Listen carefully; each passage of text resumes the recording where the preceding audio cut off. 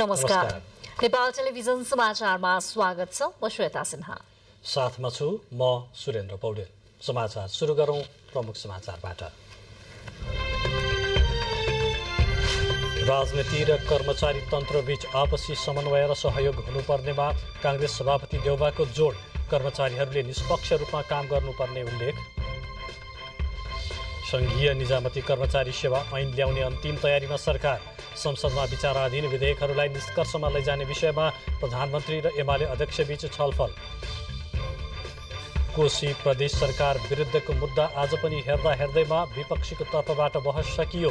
निवेदकका तर्फबाट जवाफी बहस पर्सि बिहीबार हुने।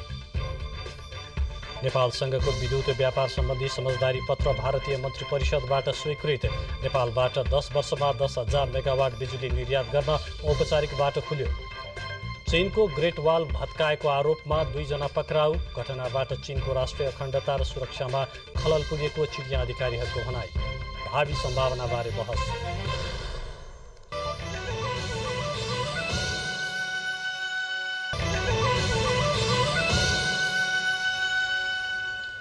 समाचार अब विस्तारमा।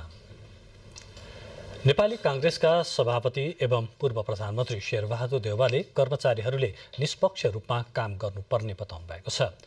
नेपाल निजामती कर्मचारी युनियनको स्थापना दिवसका सन्दर्भमा आयोजित एक कार्यक्रममा उहाँले कर्मचारीले व्यक्तिगत रूपमा विचार जुनसुकै अपनाए पनि सरकारको कुरा मान्नुपर्ने धारणा व्यक्त गर्नुभयो। राजनीति र कर्मचारी तन्त्र बीचको द्वन्द्व विश्वमै हुने गरेको देखिएको भन्नुहुँदै सभापति देउवाले सन्तुलन कायम गरेर मिलाएर लैजानुपर्ने आवश्यकता उम्ल्याउनुभयो। राजनीति र कर्मचारी तन्त्र बीच आपसी समन्वय र सहयोग हुनुपर्नेमा जोड दिनुहुँदै सभापति देउवाले कर्मचारीले सरकारले भनेको मान्नुपर्ने तर चित्त नबुझेका विषय भन्नुपर्ने बताउनुभयो। हाम्रो चाहिँ आवश्यकता छ, बाध्यता छ, जे भने पनि यसमा हाम्रो बुद्धिमत्ता पनि छ। त्यसैले चाहिँ अहिले हाम्रो लागि चाहिँ दुईटै देश छिमेकी देशहरू हुन्। छिमेकी बदल्न सकिँदैन। छिमेकीलाई चाहिँ छिमेकीका दुईटै कुरालाई सन्तुलन मिलाएर अगाडि बढ्नुपर्ने हुन्छ। कार्यक्रममा कांग्रेस नेता डाक्टर शेखर कोइरालाले राजनीति गर्ने सबैले कर्मचारी जुनसुकै आस्था र विचारका भए पनि स्थायी सरकार हो भन्ने बुझ्नुपर्ने उल्लेख गर्नुहुँदै कर्मचारीलाई सेवा सुविधा र वृत्ति विकासका विषयमा खुसी राख्न सके मात्र सफलता प्राप्त हुने धारणा व्यक्त गर्नुभयो। नेपाली कांग्रेसलाई चारैतिरबाट आक्रमण भइरहेको छ, सबैतिरबाट भइरहेको छ। यसो हेर्दाखेरि 9-10वटा मन्त्रालय हाम्रो छ, 9वटा मन्त्रालय छ क्यारे हाम्रो। 80 झन्डै 90 जना सांसदहरू छौँ हामी। तर गभर्नमेन्ट हाम्रो हो कि होइन भन्ने आम नेपाली जनतालाई त्यो फिल भइरहेको छ। सरकारले संघीय निजामती कर्मचारी सेवा ऐन ल्याउने अन्तिम तयारी गरेको छ। संघीय मामिला तथा सामान्य प्रशासन मन्त्रालयले अहिले मन्त्री परिषदको विधेयक समितिबाट छलफल गरी संसदमा प्रस्तुतिको तयारी गरेको छ। प्रधानमन्त्री पुष्पकमल दाहाल प्रचण्डले सोमबारको राष्ट्रिय सभा बैठकमा संघीय निजामती ऐन मन्त्री परिषदले छिट्टै अघि बढाउने जानकारी दिनुभएको थियो। संघीय निजामती सेवा ऐन झण्डै 4 वर्षभन्दा बढी समयदेखि चर्चामा छ। तर अहिलेसम्म पनि ऐन संसदीय प्रक्रियाबाट पारित हुन सकेको छैन। विगतमा पनि संघीय निजामती विधेयक पारित गराउन प्रयास भएको थियो। तर विधेयकप्रति कर्मचारीको चासो, माग, प्रदेश अधिकार लगायत विषयमा राजनीतिक दलहरूको असहमतिका कारण ऐन संसदीय प्रक्रियाको बीचमै अड्किएको थियो। तर प्रधानमन्त्री पुष्पकमल दाहाल प्रचण्डले सो विधेयकमा चासो देखाउनु भएसँगै मन्त्रालयले अहिले विधेयकलाई अन्तिम रूप दिने तयारी गरेको हो, जसका लागि अहिले मन्त्री परिषदबाटै छलफलको टुङ्गो लगाउनेतर्फ सरकार अघि बढेको हो। यो ऐन जतिसक्दो चाँडो निर्माण गर्नेतर्फ अहिले संघीय मामिला तथा सामान्य प्रशासन मन्त्रालय लागिरहेको छ। ऐन निर्माण भए पश्चात प्रत्यक्ष रूपमा नागरिकलाई सेवा प्रवाहमा सहज हुने मन्त्रालयले जनाएको छ। कर्मचारीको खटनपटन व्यवस्थापनदेखि लिएर वृत्ति विकास सबै खाले कार्यमा स्पष्ट नीति हुने बताउँदै मन्त्रालयले चाँडो भन्दा चाँडो ऐन जारी गर्नुपर्ने आवश्यकता रहेको जनाएको छ। स्थानीय तहका प्रमुख प्रशासकीय अधिकृतहरू जुन 753 पालिकामा अहिले सङ्घीय मामिला तथा सामान्य प्रशासन मन्त्रालयले खटाउँदै आएको अवस्था छ, त्यो यही अवस्थामा रहने हो अथवा स्थानीय सरकारहरूले आफै व्यवस्थापन गर्न सक्ने हो। त्यो जुन अन्यल रहेको छ त्यो अन्यललाई यसले चिरेर अगाडि बढ्छ। कर्मचारीको जनशक्ति व्यवस्थापनको हिसाबले यो ऐन 2072 मा संविधान जारी भइसकेपछि आउनुपर्ने थियो। यो ऐन नआउँदा कर्मचारी समायोजन रोजेर स्थानीय तहमा गएका कर्मचारीहरूको निवृत्ति भरण, सेवा सुविधा, विभागीय सजाय, राजीनामा दिए स्वीकृति गरे जस्ता विषय अन्यलमा पर्दै आएको छ। यी समस्या सम्बोधन हुने गरी नै विधेयक अघि बढाइएको मन्त्रालयका प्रवक्ता भट्टराईले जानकारी दिनुभयो। छलफल टुङ्गिएर नेपाल सरकार मन्त्री परिषदले चाहिँ सङ्घीय संसदमा पठाएर सङ्घीय संसदले पारित नगरुन्जेलसम्म त्यसका हरेक दफाहरूमा राखिएका व्यवस्थाहरूमा यही व्यवस्था छ भनेर भन्न सक्ने अवस्था छैन। हाल निजामती कर्मचारीको व्यवस्थापन तथा नियुक्तिको भर्नादेखि लिएर अवकाशसम्मका विभिन्न आयामहरूको कार्य 2049 को निजामती कर्मचारी सेवा ऐन बमोजिम हुँदै आएको छ। संघीय निजामती सेवाको गठन, सञ्चालन र सेवाका शर्त सम्बन्धमा व्यवस्थापन गर्न बनेको उक्त विधेयक 2075 माघ 27 गते तत्कालीन सरकारले संसद सचिवालयमा दर्ता गरेको थियो। तर सो विधेयकमाथि छलफल भए पनि प्रक्रियागत रूपमा अघि बढ्न सकेको थिएन। संघीय निजामती कर्मचारी सेवा ऐन पारित भएपछि रोकिएका काम सहज रूपमा अघि बढ्ने सम्बन्धित कर्मचारीहरू आशावादी रहेका छन्। क्यामेरामा प्रकाश महतको साथमा मानवी बानिया, नेपाल टेलिभिजन, काठमाडौँ। प्रधानमन्त्री पुष्पकमल दाहाल प्रचण्ड र प्रमुख प्रतिपक्षी दल नेकपा एमालेका अध्यक्ष केपी शर्मा ओली बीच समसामयिक राजनैतिक विषयमा छलफल भएको छ। प्रधानमन्त्री तथा मन्त्री परिषद कार्यालय सिंहदरबारमा आज भएको भेटवार्तामा मुलुकको पछिल्लो राजनैतिक अवस्था, संघीय संसदमा विचाराधीन विभिन्न विधेयकहरूलाई निष्कर्षमा लैजाने लगायत विषयमा छलफल भएको थियो। प्रधानमन्त्रीका प्रेस सल्लाहकार गोविन्द आचार्यका अनुसार उहाँहरूबीच मुलुकको पछिल्लो राजनैतिक अवस्थाका बारेमा छलफल भएको हो। सो अवसरमा प्रधानमन्त्रीको संयुक्त राष्ट्र संघीय महासभाको सहभागिता र चीन भ्रमण, विचाराधीन विभिन्न विधेयकका सम्बन्धमा छलफल भएको उहाँले जानकारी दिनुभयो। प्रधानमन्त्री पुष्पकमल दाहाल प्रचण्डले भूतपूर्व गोर्खा सैनिकको हित, समान अधिकार र विश्वभरि रहेका नेपालीको रक्षाका निम्ति आफू जीवन पर्यन्त लडिरहने बताउनु भएको छ। आज दिउँसो गोर्खा भूतपूर्व सैनिक संघ गेसोद्वारा गोर्खा समस्या समाधानका लागि आयोजित अन्तर्क्रिया कार्यक्रमलाई सम्बोधन गर्नुहुँदै प्रधानमन्त्रीले ब्रिटिस सेनामा भर्ती भएका मध्ये गोर्खालीको तलब, सेवा सुविधा, पेन्सन लगायतका विषयमा जे जस्तो विभेद विद्यमान छ त्यो गेसोको मात्र नभएर सिङ्गो नेपाल र नेपाल सरकारको सरोकार र दायित्व भएको भन्नुहुँदै त्यसको पक्षमा आफूले पहल लिने बताउनु भएको हो। भूतपूर्व गोर्खा सैनिकको समस्या राष्ट्रिय स्तरबाट मात्र समाधान गर्ने मुद्दा नभएर दुई देशीय एवं बहुपक्षीय रूपमा उठाउनु पर्ने र सम्बोधन हुनुपर्ने मुद्दा हो। विश्वभरि रहेका नेपालीको हक हितका निम्ति राज्यले यस्ता मुद्दा अन्तर्राष्ट्रिय फोरममा उठाउनुपर्छ र त्यस मार्फत सम्बोधन गर्नुपर्छ भन्नेमा आफू प्रष्ट भएको पनि प्रधानमन्त्रीले उल्लेख गर्नुभयो। भारत र नेपाल सरकार बीच भएको त्रिपक्षीय भनिएको सन्धि अनुसार गोर्खाहरूमाथि 208 वर्षदेखि समान व्यवहार नभएकोले अहिले भूपू सैनिकहरूको प्रतिनिधि सहित चलिरहेको विश्व वार्तामा समान कामको समान ज्याला कायम गर्न नेपाल सरकारको तर्फबाट कूटनैतिक पहल लिइनेछ। जलवायु परिवर्तनका कारण नेपालले सामना गर्न परिरहेको बहुआयामिक असरको विषयमा अन्तर्राष्ट्रिय मञ्चमा कूटनीतिक माध्यमबाटै समाधान खोज्नुपर्ने प्रधानमन्त्रीको भनाइ थियो। यसैबीच प्रधानमन्त्री पुष्पकमल दाहाल प्रचण्डले राष्ट्रिय मानव अधिकार आयोगको स्तर ए श्रेणीमै कायम राख्नका लागि आवश्यक पहल गर्ने प्रतिबद्धता व्यक्त गर्नुभएको छ। सिंहदरबार स्थित प्रधानमन्त्री तथा मन्त्री परिषदको कार्यालयमा आज प्रधानमन्त्रीसँग आयोगका अध्यक्ष तथा पदाधिकारीले गरेको भेटवार्तामा उहाँले आयोगको स्तर ए श्रेणीमै कायम राख्नका लागि आवश्यक पहल गर्ने प्रतिबद्धता व्यक्त गर्नुभएको हो। प्रधानमन्त्री दाहालले आयोगको वर्तमान अवस्थाबारे जानकारी लिँदै पेरिस सिद्धान्त बमोजिम हुने गरी आयोगको नयाँ ऐन निर्माण गर्ने प्रतिबद्धता व्यक्त गर्नुभयो। भेटमा नेपालको मानव अधिकारको अवस्था, मानव अधिकार आयोगको नयाँ ऐन निर्माण र मानव अधिकार आयोगको स्तर निर्धारणको बारेमा विषयमा छलफल भएको थियो। कोशी प्रदेशका मुख्यमन्त्री उद्धव थापाले लिएको विश्वासको मतलाई लिएर सर्वोच्च अदालतमा परेको मुद्दा आज पनि हेर्दा हेर्दैमा राखिएको छ।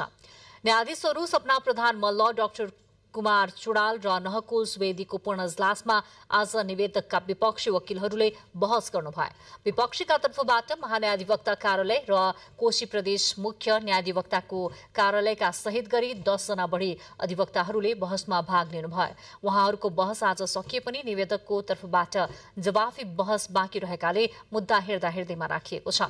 आजको बहसमा विपक्षीका वकिलहरूले सभामुख र अध्यक्ष मण्डलको सदस्यको एउटै भूमिका नहुने जिकिर लिनुभयो। सभामुख र उपसभामुखले पाएको सबै अधिकार सभाध्यक्षले प्रयोग गर्न नपाउने भएकाले सभाध्यक्षलाई संविधानको धारा 186 को प्रावधान आकर्षित नहुने र धारा 188 को अनुसार मत दिने अधिकार संविधान सम्मत भएको दावी लिएको बहसमा सहभागी कोशी प्रदेशका मुख्य न्यायाधिवक्ता बुद्धि बहादुर कटुवालले जानकारी दिनुभएको छ। भोलि सार्वजनिक विदा परेकाले निवेदकको तर्फबाट पर्सि बिहिबार जवाफी बहस हुने र बहस सकिएपछि इजलासले आदेश गर्ने बताइएको छ। यसअघि हिजो भएको बहसमा निवेदकका कानून व्यवसायीले सभामुख र सभाको अध्यक्षता गरिरहेको व्यक्तिको पदीय हैसियत र दायित्व एउटै हुने जिकिर गर्दै मुख्यमन्त्री थापाले पाएको विश्वासको मत संविधान सम्मत नभएको जिकिर गर्नुभएको थियो। नेकपा एमालेको बुटवलमा जारी प्रथम लुम्बिनी प्रदेश अधिवेशन अन्तर्गत नेतृत्व चयनका लागि भएको मतदानको मतगणना शुरू भएको छ। कुल 1004 मतदाता मध्ये 965 मत खसेको निर्वाचन समितिका संयोजक हरिप्रसाद भण्डारीले जानकारी दिनुभयो। भदौ 16 गतेदेखि बुटवलको अन्तर्राष्ट्रिय सम्मेलन केन्द्रमा जारी अधिवेशन अन्तर्गत अध्यक्ष पदका लागि निवर्तमान अध्यक्ष राधाकृष्ण कडेल र केन्द्रीय सदस्य हरिप्रसाद रिजाल प्रतिस्पर्धामा रहनु भएको छ। लुम्बिनीमा बन्ने 205 सदस्यीय प्रदेश कमिटी का लागि 364 जनाको उम्मेदवारी परेको थियो। उपाध्यक्षमा रूपन्देहीका भोज प्रसाद श्रेष्ठ, विश्वराज बराल र बाँकीका पूजन विश्वकर्माको उम्मेदवारी परेको छ।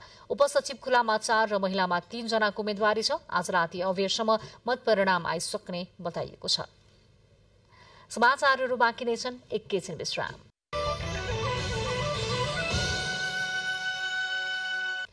विज्ञापनपछि स्वागत छ। अब बाँकी समाचार क्रम।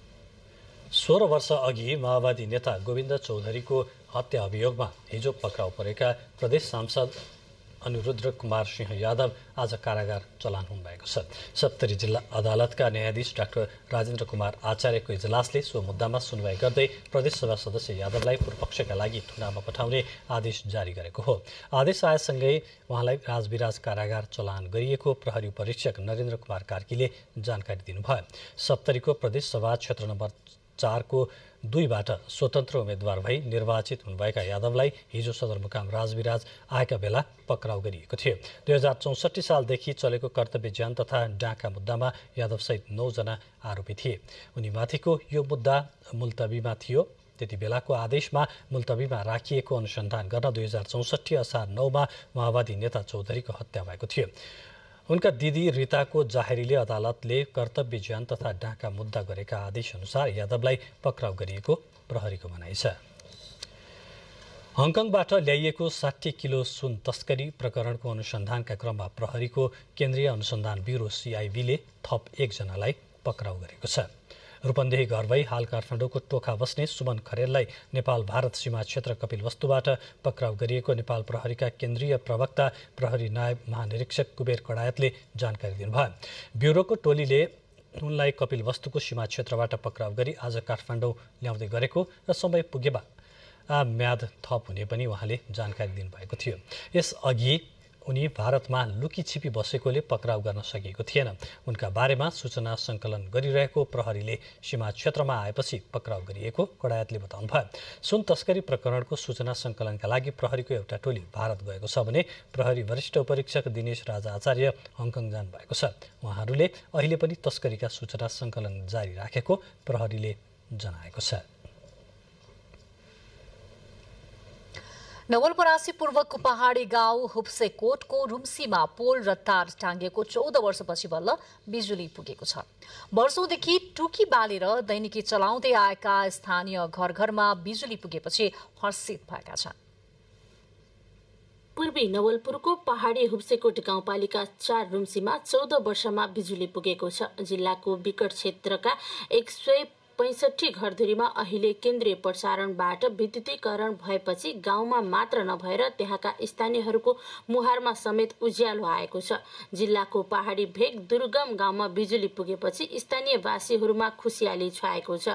वर्षौंदेखि टुकी र सोलर बालेर दैनिकी चलाउँदै आएका यहाँका जनताका प्रत्येक घरमा अहिले बिजुली बलेपछि हर्षित छन्। गाउँमा बत्ती नभएर मोबाइल चार्ज गर्न पनि समस्या हुने गर्दथ्यो, अब भने उक्त समस्या हटेको छ। अहिले घर घरमा बिजुली बल्दा दैनिक कामकाज गर्न निकै सहज र गाउँ नै उज्यालो भएको बताउनुहुन्छ मनमाया कानुन मगर। पहिला त अब सोलर मात्र बाल्ने घरभित्र मात्रै, अहिले त अब जम्मै दैलो पनि छ, लाइन राखेछ, अनि बाटोमा हिँड्न पनि उज्यालोमा हिँड्न पाएछ। केन्द्रीय विद्युतीकरणको विस्तार र सञ्चालनसँगै 4 घरेमा 70, रुम्सीमा 60 र रिताहाका 35 घरधुरी प्रत्यक्ष लाभान्वित भएका छन्। घरमा केन्द्रीय विद्युत बलेपछि उज्यालो हुनुका साथै मोबाइल चार्ज, रेडियो सुन्न, विद्यार्थीलाई पढ्न लेख्नका साथै यहाँ रहेको एउटा मात्र हुप्सेकोट माविमा कम्प्युटर कक्षा सञ्चालनदेखि आवश्यक विद्यालयको आवश्यक कामकाजमा समेत राहत पुगेको हुप्सेकोट माध्यमिक विद्यालयका प्रधानाध्यापक बमबहादुर सारू मगरले बताउनु भएको छ। आफ्नो घर गाउँमा बिजुली आउँदा आफूले घरमा धेरै सम्पत्ति नै भित्राएको जस्तो भाष भन्दै खुसी व्यक्त गर्नुभयो हुप्सेकोट गाउँपालिका 4 का स्थानीय जीव बहादुर सिन्जाली मगर। धेरै उज्यालो भयो नि। नेपाल विद्युत प्राधिकरण अरुणखोला वितरण केन्द्रबाट विद्युतीकरण गरिएको हो। गाउँमा बिजुली पुगेपछि घरधन्दा गर्नेदेखि विद्यार्थीलाई अनलाइन कक्षा, लेखपढ गर्न, रेडियो टेलिभिजन हेर्न र सुन्न तथा कम्प्युटर चलाउन सजिलो भएको छ। वर्षौंदेखि अन्धकार झेल्दै आइरहेका पहाडी भेगका जनताले उज्यालो पाएका छन्। नेपाल टेलिभिजनका लागि कल्पना कुँवर, गण्डकी प्रदेश, नवलपुर। अब झापाको प्रसंग। झापामा पछिल्लो समय सचेत किसानहरूले जैविक विविधतालाई ध्यान दिँदै प्रांगारिक खेतीलाई जोड दिन थालेका छन्। स्वास्थ्यदेखि पर्यावरणलाई समेत राम्रो हुने भएपछि व्यावसायिक रूपमा प्रांगारिक खेती गर्न किसान तथा कृषि संस्थाहरू जुट्न थालेका छन्। झापामा अब प्रांगारिक उत्पादनको छुट्टै बजार र मूल्य हुने गरी किसान तथा कृषि सहकारी संस्थाहरूले खेती थालेका छन्। प्रांगारिक उत्पादनको लगानी धेरै हुने हुँदा यसको छुट्टै बजार व्यवस्थापनमा आफूहरू लागेको सेतुमारी कृषि सहकारी संस्थाका व्यवस्थापक दीपक खनालले बताउनु भयो। अब हामी अहिले बजारीकरणमा जान खोजेका छौँ। नगरपालिका र बजारीकरणसँग काम गर्ने संस्थाहरूसँग हाम्रो समन्वय भइरहेछ। कलेक्सन गरेर हाम्रो कलेक्सन सेन्टर बनिसकेको छ। त्यो कलेक्सन सेन्टरमा हामीले चाहिँ तरकारीहरूको कलेक्सन गर्छौँ र एउटा चिया दोकानमा स्टल खोलेर त्यहाँबाट तरकारी बेच्ने हाम्रो अभियान छ। त्यसो त दमक नगरपालिका वडा नम्बर 8 मा सरकारको लगानीमा जैविक बजार नै निर्माण भएको छ, तर यसको सञ्चालन हुन नसकेकाले त्यस्ता अर्ग्यानिक सागसब्जी सडकको पेटीमा बिक्री गर्नुपर्ने बाध्यता छ। जिल्लामा व्यावसायिक प्रांगारिक खेती गर्ने किसानले बेमौसमी तरकारी बालीलाई जोड दिएका हुन्। धान र मकै बाली भन्दा राम्रो आमदानी हुन थालेपछि झापामा तरकारी खेती विस्तार हुँदै गएको कृषि ज्ञान केन्द्र झापाका प्रमुख सागर विष्टले बताउनु भयो। खेती चाहिँ झापामा हेर्ने हो तपाईको व्यावसायिक रूपमा अब अहिले आएर हेर्दाखेरि चाहिँ झन्डै यो धान र मकै भन्दा चाहिँ किसानहरूले तरकारीले नै अलिक बढी चाहिँ प्रायोरिटी दिएको देखिन्छ हैन। 3 वर्ष अघिदेखि सरकारले थालेको प्रांगारिक मिसन कार्यक्रमले खेती गर्न किसानलाई उत्साहित गरेको छ, तर पछिल्लो समय सरकारले नै चासो नदिँदा खेतीदेखि बजारसम्म समस्या हुन थालेको किसानको भनाइ छ। डिकेश लामा, नेपाल टेलिभिजन, झापा। डेंगी संक्रमण बढ़िरहेको बेला यसको रोकथामको लागि भन्दै रोग प्रतिरोधात्मक क्षमता बढाउने औषधि वितरण भइरहेको छ। ललितपुरको हरिहर भवनमा रहेको पशुपति होमियोप्याथिक चिकित्सालयले सो औषधि वितरण गरिरहेको हो। डेंगी रोगको रोकथामका लागि रोग प्रतिरोधात्मक क्षमता बढाउने औषधि सरकारले निशुल्क वितरण गरेको छ। ललितपुरको हरिहर भवनमा अवस्थित पशुपति होमियोप्याथिक चिकित्सालयबाट निशुल्क वितरण भइरहेको छ। युपटोरियम फटोलिएटम नामक झोल औषधि होमियोप्याथीमा पाइने सेतो गोलीमा मिसाएर 3 दिनसम्म बिहान खाली पेटमा 2-2 गोली खाइदिँदा रोग प्रतिरोधात्मक क्षमता बढ्ने चिकित्सकको भनाइ छ। यो औषधि पुरानै भएको र पहिल्यैदेखि प्रयोग हुँदै आएको औषधि भएकोले यसको साइड इफेक्ट भने नहुने वरिष्ठ कन्सल्ट्यान्ट होमियोप्याथिक चिकित्सक डाक्टर प्रेम नारायण श्रीवास्तवले बताउनुभयो। तर 2 वर्ष मुनिका बालबालिका, गर्भवती तथा सुत्केरी महिला र कडा रोगको औषधि सेवन गर्ने व्यक्तिहरूले भने खान हुँदैन। टाइममा चिकन पक्सहरू फैलिन्छ हैन, बच्चाहरूलाई हुने। अनि अस्ति चाहिँ कोरोनाको बेलामा पनि होमियोप्याथिक औषधि वितरण गरेका थियौँ। त्योभन्दा अगाडि पनि तपाईँको यो प्लेग भन्ने रोग आएको थियो एकचोटि होइन। यस्ता रोगहरूको लागि एकैचोटि अचानक फैलियो भने त्यसको लागि त रोकथाम गर्नु पर्यो। यो औषधि कोरोना संक्रमण फैलिएको समयमा पनि धेरैले सेवन गरेका थिए। पहिलो पटक कोरोना देखिएपछि धेरैलाई मिल्ने लक्षणको आधारमा भारतमा यो औषधि बनाइएको हो। त्यसपछि भारत सरकारले गरेको अनुसन्धानमा भने प्रभावकारी भएको पाइएको पनि चिकित्सकको भनाइ छ। क्यामेरामा प्रद्युम्न ढुङ्गेलको साथमा दुर्गा खड्का, नेपाल टेलिभिजन। समाचारहरू बाँकी नै छन्, एकैछिन विश्राम। पुनः स्वागत छ। अब बाँकी समाचार। संघीय संसद कानून, न्याय तथा मानव अधिकार समितिको 7औं बैठकले सम्पत्ति शुद्धिकरण, निवारण तथा व्यावसायिक वातावरण प्रवर्धन सम्बन्धी केही ऐनलाई संशोधन गर्न बनेको विधेयकको टुङ्गो लगाउन उपसमिति गठन गर्ने निर्णय गरेको छ। उक्त उपसमितिलाई सम्पत्ति शुद्धिकरणका विषयमा थप छलफल गरेर 15 दिनभित्र प्रतिवेदन बुझाउन पनि समितिले निर्देशन दिएको छ। समितिको आजको बैठकमा सहभागी अधिकांश सदस्यहरूले सम्पत्ति शुद्धिकरण सम्बन्धी विषय राष्ट्रिय तथा अन्तर्राष्ट्रिय रूपमा चासोको विषय भएकोले छिटो टुङ्ग्याउनु पर्नेमा जोड दिनुभएको थियो। त्यसैगरी समितिले बेपत्ता पारिएका व्यक्तिहरूको छानबिन, सत्य निरूपण तथा मेलमिलाप आयोग ऐन 2071 संशोधन गर्न बनेको विधेयकमाथि पनि थप छलफल गरेर एक साताभित्र प्रतिवेदन पेश गर्न निर्देशन दिएको छ।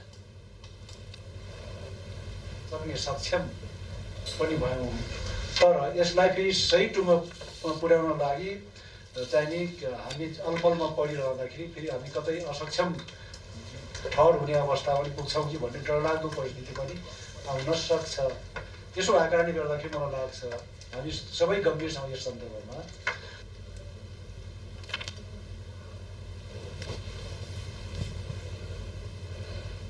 विभिन्न दलका नेताहरूले महिलाहरू परिवारभित्र मात्र नभई संसदमा समेत मानसिक हिंसा भोग्नु परिरहेको बताएका छन्। संघीय संसदका महिला सांसदहरू बीच भएको अनुभव आदान प्रदान कार्यक्रममा सांसदहरूले महिलालाई पार्टीभित्र निर्णय अधिकार तथा क्षमता र पद अनुसारको जिम्मेवारी नदिने गरेको समेत गुनासो गर्नुभयो। सांसदहरूले बनेका कानूनको पूर्ण कार्यान्वयन नभएका कारण समेत व्यवहारिक समस्या भोग्नु परेको उल्लेख गर्नुभएको छ। उहाँहरूले नेपालले अनुमोदन गरेका सन्धि सम्झौता अनुसार कानून बने नबनेका बारेमा समेत अडिट गर्नुपर्ने खाँचो औल्याउनु भएको छ। कार्यक्रमलाई सम्बोधन गर्दै उपसभामुख इन्दिरा राणाले बनेका कानून पूर्ण रूपमा कार्यान्वयन गर्नुपर्ने बताउनुभयो।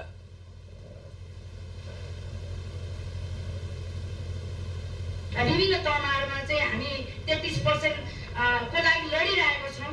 त्यो ठुलो उपलब्धि हो र हामीले यसलाई अझै हामीले जेमा पनि जस्तो बहुमतको कुरा भइरहेछ, विपमा पनि बहुमतको कुरा गरिरहेछौँ। हामी 51% छौँ।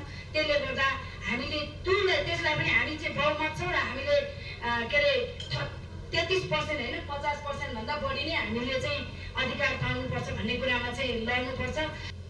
कार्यक्रममा राष्ट्रिय सभाका उपाध्यक्ष उर्मिला अर्यालले नेपालमा लैङ्गिक समानताका क्षेत्रमा केही काम भए पनि पूर्ण प्रभावकारी नभएको बताउनुभयो। त्यो आवश्यकताहरूमध्ये त्यसलाई चाहिँ अब इन्टरभेन्सनमा कसरी जाने, नीतिगत पहल कसरी गर्ने, के गर्ने भनेर जाने हो भने थोरै पनि काट्नु हुँदो रहेछ क्या।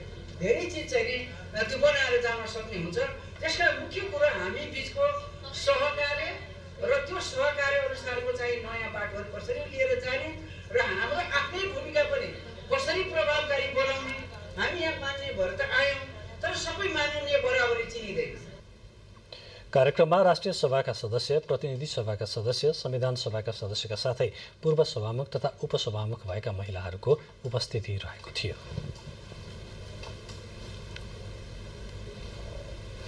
सिराहाको मिर्चैया नगरपालिका वडा नम्बर 4 स्थित बतहा खोलामा पुल नहुँदा स्थानीयलाई आवतजावतमा समस्या भएको छ।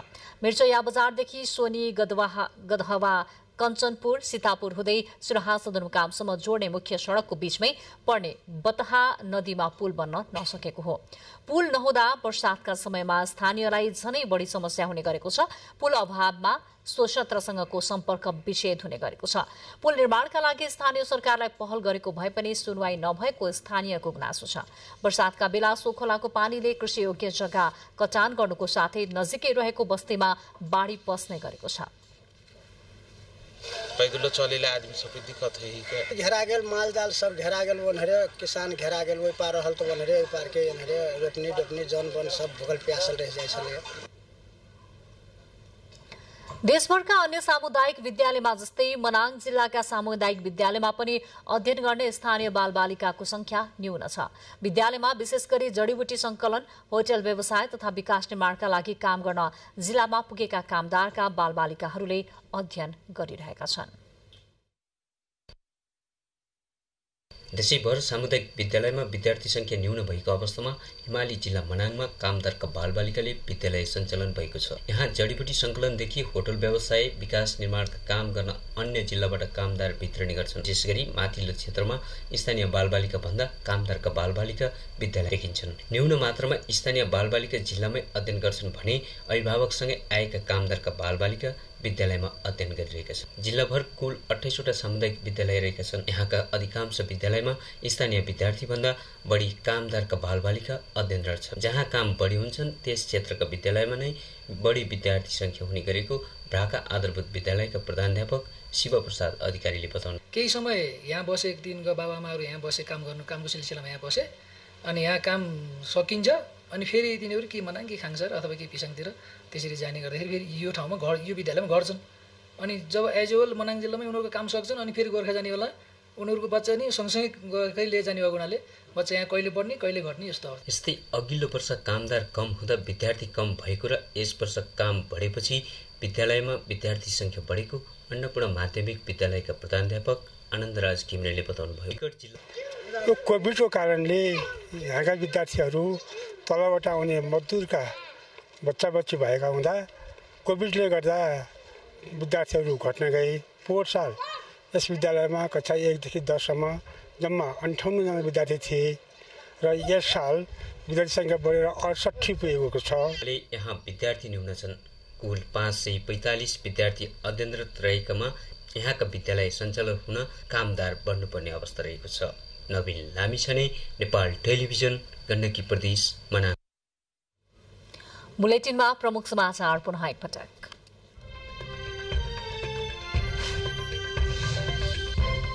राजनीति र कर्मचारी तन्त्रबीच आपसी समन्वय र सहयोग हुनुपर्नेमा कांग्रेस सभापति देउवाको जोड।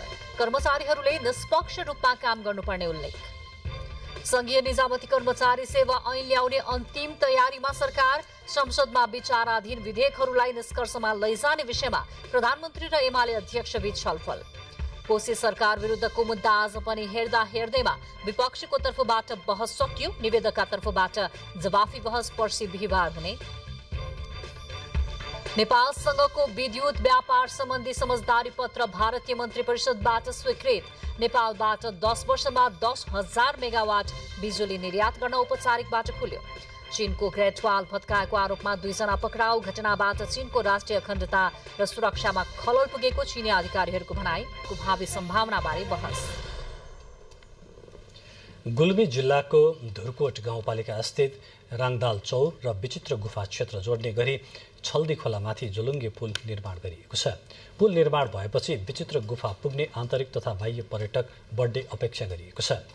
यसमा गाउँपालिकाको वडा नम्बर 6बाट वस्तुमा पढ्न जाने विद्यार्थीहरूलाई पनि सहज हुने भएको छ। वर्षातको समयमा छल्दी खोला तर्न समस्या हुने भएकोले सो झोलुङ्गे पुल निर्माण गरिएको धुर्कोट गाउँपालिका वडा नम्बर 5 का वडा अध्यक्ष केशव भण्डारीले बताउनुभयो। लामो तथा अग्लो स्थानमा निर्माण गरिएको झोलुङ्गे पुलले विचित्र गुफा पुग्न बाटो समेत छोटो बनाइदिएको छ। पर्यटनको हिसाबले निकै महत्त्वपूर्ण रहेको गुफाले समग्र जिल्लाकै पहिचान बोकेको स्थानीयको भनाइ छ। बागमती प्रदेश सरकार र नेपाल टेलिभिजन बीच कार्यक्रम निर्माण तथा प्रचार प्रसार सम्बन्धी सम्झौता भएको छ। प्रदेश सरकारको विकास निर्माण र प्रदेशका महत्त्वपूर्ण गतिविधि समेटी बागमती प्रदेश गतिविधि कार्यक्रम निर्माण गरी नेपाल टेलिभिजन समाचार च्यानलबाट हरेक महिनाको दोस्रो र अन्तिम मंगलबार साँझ 7:25 प्रसारण गर्न सम्झौता पत्रमा हस्ताक्षर भएको हो। कार्यक्रममा बागमती प्रदेशका आन्तरिक मामिला तथा कानून मन्त्री गंगा नारायण श्रेष्ठले नेपाल टेलिभिजनले प्रदेश सरकारको अपेक्षा अनुसारको कार्यक्रम निर्माण तथा प्रसारण गर्न सक्नेमा विश्वस्त रहेको बताउनुभयो।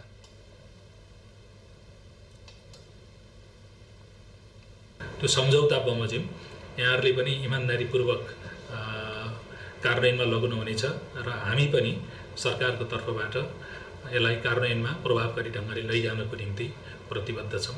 धन्यवाद। प्रदेश सरकारसँगको समन्वयमा विषयवस्तुको क्षेत्र पहिचान गरी 20 भाग बागमती प्रदेश गतिविधि कार्यक्रम निर्माण गरी प्रसारण गर्ने सहमति भएको हो।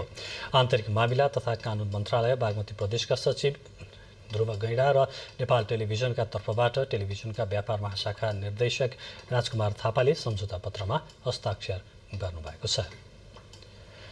नेपालको शिक्षा क्षेत्रमा महत्त्वपूर्ण योगदान गर्नुहुने 6 जना शिक्षक शिक्षिकाहरूलाई प्रजापति प्रसाई उत्कृष्ट शिक्षक पुरस्कार र पर्यटन प्रवर्धनको क्षेत्रमा योगदान गर्ने पर्यटन व्यवसायीलाई लाइफ टाइम अचिभमेन्ट अवार्ड प्रदान गरिएको छ। राष्ट्रपति कार्यालय शीतल निवासमा आज आयोजित पुरस्कार वितरण तथा सम्मान समारोहमा राष्ट्रपति रामचन्द्र पौडेलले प्रजापति प्रसाई लाइफ टाइम अचिभमेन्ट अवार्ड 2080 पर्वतारोही एवं पर्यटन व्यवसायी आङ छिरिङ शेर्पालाई प्रदान गर्नुभयो। राष्ट्रपति पौडेलले विभिन्न प्रदेश अन्तर्गत विभिन्न विद्यालयका 6 जना उत्कृष्ट शिक्षक शिक्षिकाहरूलाई पनि प्रजापति प्रसाई उत्कृष्ट शिक्षक पुरस्कारबाट सम्मानित गर्नुभयो। पुरस्कारको राशि जनै 50,000 रुपैयाँ नगद र प्रमाणपत्र रहेको छ। यसरी उत्कृष्ट शिक्षक पुरस्कारबाट पुरस्कृत हुनेहरूमा कोशी प्रदेशबाट फिक्कलका सोमप्रसाद गौतम, बागमती प्रदेशबाट काठमाडौँकी कमला राई, गण्डकी प्रदेशबाट कास्कीकी टुकादेवी आचार्य रहनु भएको छ। यस्तै लुम्बिनी प्रदेशबाट पाल्पाका गोपाल प्रसाद बस्याल, कर्णाली प्रदेशबाट डोल्पाका जयबहादुर बस्नेत र सुदूरपश्चिम प्रदेशबाट कैलालीका शिक्षक जितबहादुर चौधरी सम्मानित हुनुभएको छ। यसैगरी मकवानपुरको देवहित आधारभूत विद्यालयलाई 1 लाख रुपैयाँ राशिको विद्यालय प्रोत्साहन पुरस्कार 2080 प्रदान गरिएको छ। भारतको मन्त्री परिषदले नेपालबाट 10 वर्षमा 10,000 मेगावाट बिजुली किन्ने प्रस्ताव स्वीकृत गरेको छ। हालै बसेको भारतीय मन्त्री परिषदको बैठकले उक्त प्रस्ताव स्वीकृत गरेको भारतका लागि नेपाली राजदूत शंकर शर्माले जानकारी दिनुभयो। यो निर्णयले नेपालको आर्थिक विकास र पुनर्संरचनामा महत्वपूर्ण योगदान पुर्याउने राजदूत शर्माले विश्वास व्यक्त गर्नुभएको छ। भारतीय मन्त्री परिषदको निर्णयसँगै अब नेपालमा थप बिजुली उत्पादन गर्ने प्रोजेक्टहरू कसरी बनाउने भन्ने बारे अध्ययन अघि बढ्ने पनि उहाँले बताउनुभयो। हाल नेपाल विद्युत प्राधिकरणले दैनिक रूपमा भारतीय एनर्जी एक्सचेन्ज मार्केटमा 452 मेगावाट बिजुली निर्यात गर्दै आएको छ। गत जेठमा भएको प्रधानमन्त्री पुष्पकमल दाहाल प्रचण्डको भारत भ्रमणका क्रममा भारतीय प्रधानमन्त्री नरेन्द्र मोदी बीच दुई देशबीचको दीर्घकालीन विद्युत व्यापार सम्बन्धी समझदारी पत्रमा हस्ताक्षर भएको थियो। सम्झौतामा भारतले 10 वर्षमा नेपालबाट 10,000 मेगावाट बिजुली किन्ने लक्ष्य राखिएको थियो। दुवै प्रधानमन्त्रीको उपस्थितिमा फुकोट कर्णाली र तल्लो अरुण निर्माणका लागि MOU भएको थियो भने गोरखपुर भैरहवा 400 kV प्रसारण लाइनको शुभारम्भ गरिएको थियो। अब एउटा देश बाहिरको समाचार। चीनको विशाल पर्खाल अर्थात ग्रेट वाल भत्काएको अभियोगमा 2 जना पक्राउ परेका छन्। उत्तरी सांक्सी प्रान्तमा उत्खनन यन्त्र प्रयोग गरी ग्रेट वालको एक भागमा क्षति पुर्याएको आरोपमा उनीहरूलाई पक्राउ गरिएको CNN ले जनाएको छ। चीनको राज्य सञ्चालित प्रसारण संस्था चाइना सेन्ट्रल टेलिभिजनलाई उद्धृत गर्दै CNN ले जनाए अनुसार पर्खालमा ठूलो खाडल खनिएको युयु काउन्टीका अधिकारीहरूले बताएका छन्। उक्त घटनाका सम्बन्धमा चीनिया सुरक्षा अधिकारीहरूले अनुसन्धान जारी राखेका छन्। 32औं ग्रेट वाल खण्डका कारण पर्खाल पारी जान लामो बाटो हिँड्नुपर्ने भएपछि एकजना 38 वर्षीय पुरुष र 55 वर्षीय महिलाले उत्खनन यन्त्र प्रयोग गरी पर्खाल भत्काएर छोटो बाटो बनाएको प्रारम्भिक अनुसन्धानबाट खुलेको स्थानीय अधिकारीहरूले बताएका छन्। घटनाबाट चीनको राष्ट्रिय अखण्डता र सुरक्षामा खलल पुगेको त्यहाँका अधिकारीहरूको भनाइ छ। आर्थिक र खेल समाचार एकैछिनमा।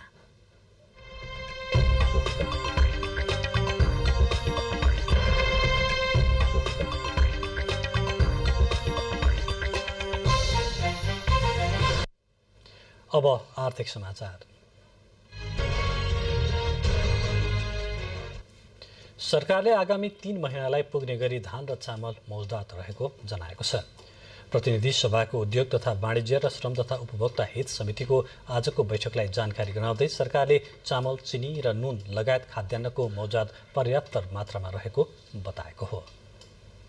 अहिले बजारमा चामल लगायत दैनिक उपभोग्य वस्तुको कृत्रिम अभाव देखाउँदै व्यापारीहरूले मूल्य वृद्धि गरेको भन्दै सांसदहरूले सरकारको ध्यानाकर्षण गराउनु भएको छ। मंगलबार प्रतिनिधि सभाको उद्योग तथा वाणिज्य र श्रम तथा उपभोक्ता हित समितिको बैठकमा सहभागी सांसदहरूले भारतले चामल निर्यातमा लगाएको प्रतिबन्धको समाचार आउने बित्तिकै बजारमा चामल लगायत अन्य खाद्यान्नको मूल्य आकाशिनु सरकारी संयन्त्रको कमजोरी भएको आरोप लगाउनु भएको छ।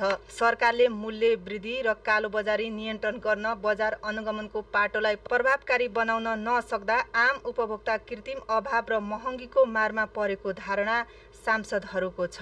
प्रत्येक चाहिँ 15 दिन 20 दिन एक महिनामा पेट्रोलको भाव बढ्छ, डिजलको भाव बढ्छ, ग्यासको भाव बढ्छ अनि जनताको कुनै चाहिँ आश्रय छैन, कुनै कमाई छैन।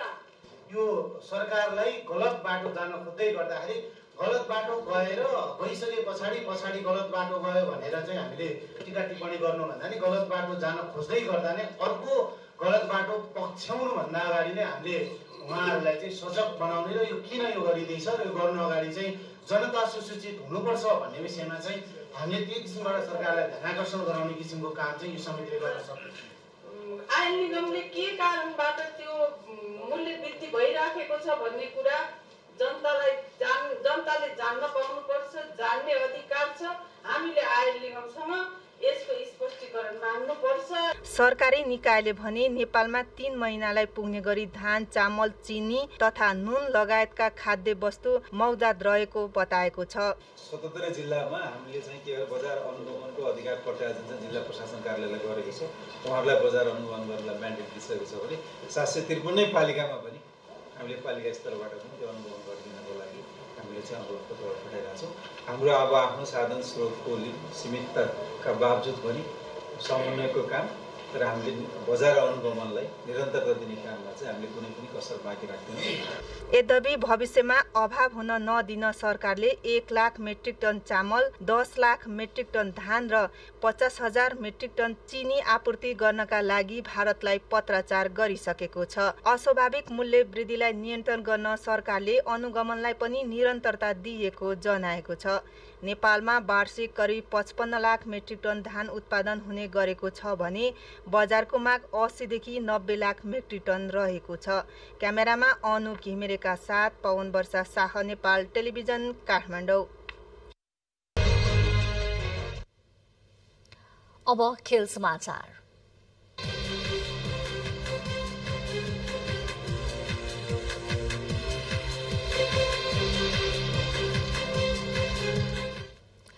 एशिया कप एक दिवसीय क्रिकेट प्रतियोगिता खेलेको नेपाली राष्ट्रिय क्रिकेट टोली भोलि स्वदेश फर्कदैछ। खेलेका 2 खेलमध्ये दुवैमा पराजित भएको नेपाल अङ्कविहीन हुँदै समूह चरणबाट बाहिरिएको थियो। पहिलो खेलमा पाकिस्तानसँग पराजित भएको नेपाल हिजो खेलेको अर्को खेलमा भारतसँग पनि पराजित भयो। तर पराजित भए पनि नेपाली खेलाडीहरूको प्रदर्शन उच्च रहेको भन्दै तारिफ र प्रशंसा भइरहेको छ। यसैबीचमा पूर्व राष्ट्रपति विद्यादेवी भण्डारीले एशिया कपमा उच्च कोटीको प्रदर्शन गरेको भन्दै नेपाली खेलाडीहरूको प्रशंसा गर्नुभएको छ।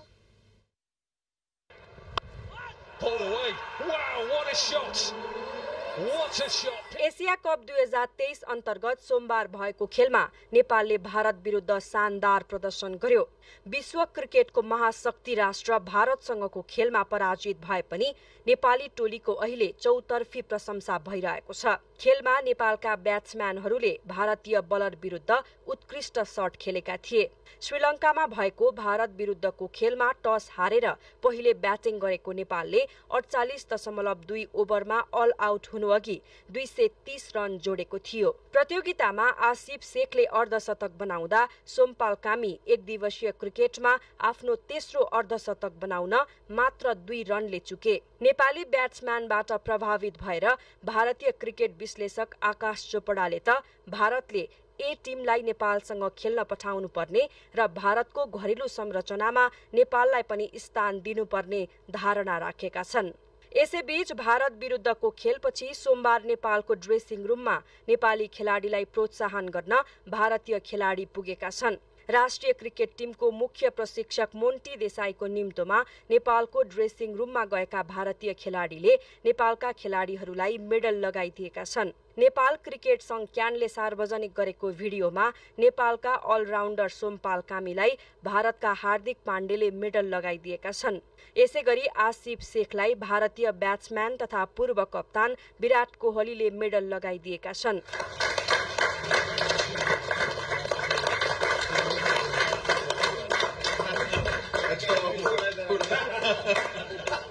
यस्तै भारतीय प्रशिक्षक राहुल द्रविडले दिपेन्द्र सिंह ऐरीलाई मेडल लगाइदिएका छन्।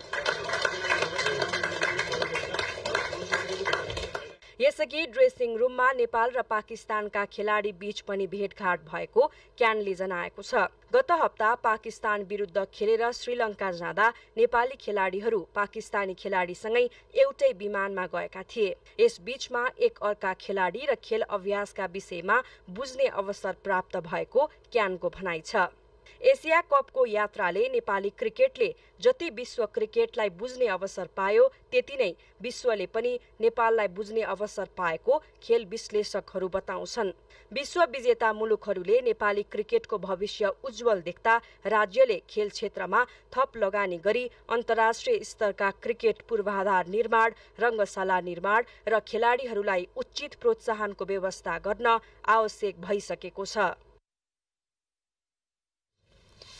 एशिया कप क्रिकेट प्रतियोगितामा नेपालको समूहबाट आयोजक पाकिस्तान र भारत सुपर 4मा पुगेका छन्। नेपाल भने जितविहीन हुँदै स्वदेश फर्कदैछ। यसैगरी एशिया कपको अर्को समूहमा रहेका श्रीलङ्का र अफगानिस्तान बीच अहिले समूह चरणको खेल भइरहेको छ। पाकिस्तानको लाहोरमा भएको खेलमा टस जितेर ब्याटिङ रोजेको श्रीलङ्काले निर्धारित 50 ओभरमा 8 विकेटको क्षतिमा 291 रन बनाएको छ।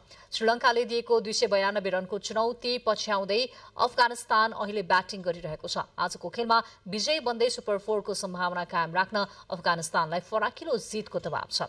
अफगानिस्तान पहिलो खेलमा बंगलादेशसँग पराजित भएको थियो। श्रीलङ्का भने पहिलो खेलमा जित निकाल्दै सुपर 4 मा सम्भावना बलियो बनाउँदै आएको छ। खेलकुदकै प्रसङ्गमा रजनी श्रेष्ठले काठमाडौँमा जारी 55औं एसियन शारीरिक सुगठन तथा फिजिक्स स्पोर्ट्स च्याम्पियनसिपमा नेपालका लागि स्वर्ण पदक जितेकी छिन्। महिला शारीरिक सुगठनको 55 केजी तौल समूहमा भारतकी सविता बानियालाई पराजित गर्दै स्वर्ण जितेकी हुन्। यो सहित हालसम्मको नतिजामा नेपालले 3 स्वर्ण जितेको छ।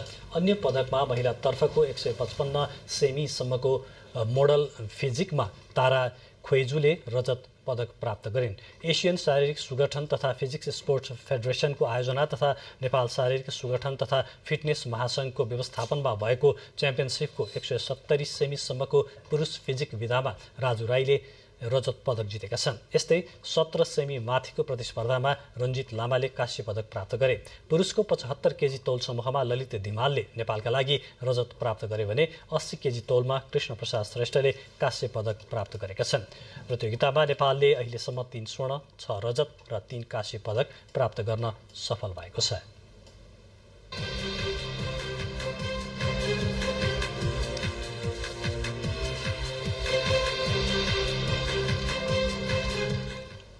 खेलकुद समाचारपछि अब मौसम सम्बन्धी जानकारी। आज राति देशभर आंशिकदेखि सामान्य बदली रही बागमती, गण्डकी, लुम्बिनी, कर्णाली र सुदूरपश्चिम प्रदेशका केही स्थानहरूमा तथा बाँकी प्रदेशका थोरै स्थानहरूमा मेघगर्जनसहित हल्कादेखि मध्यम वर्षाको सम्भावना रहेको छ। साथै लुम्बिनी र सुदूरपश्चिम प्रदेशका 1-2 स्थानमा भारी वर्षाको समेत सम्भावना रहेको मौसम पूर्वानुमान महाशाखाले जनाएको छ। अब मौसम सम्बन्धी थप विवरण।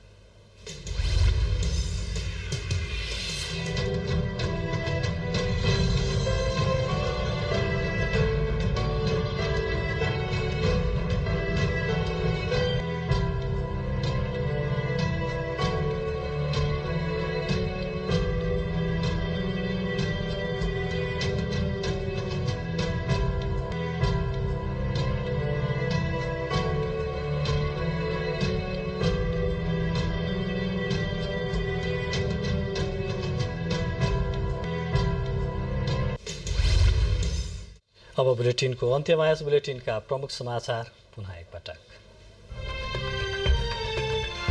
राजनीति र कर्मचारी तन्त्रबीच आपसी समन्वय र सहयोग हुनुपर्नेमा कांग्रेस सभापति देउबाको जोड। कर्मचारीहरूले निष्पक्ष रूपमा काम गर्नुपर्ने उल्लेख।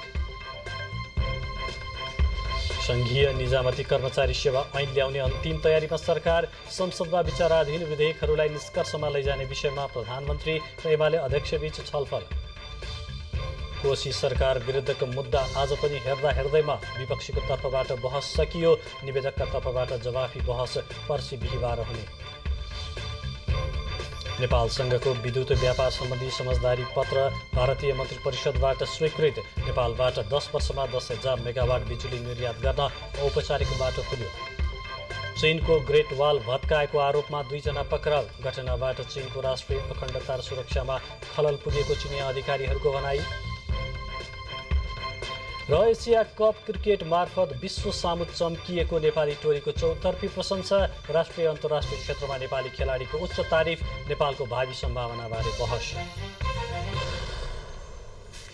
हवस् त समाचारको सिलसिला अहिलेलाई यति नै। हामी बिदा चाहन्छौँ। नमस्कार।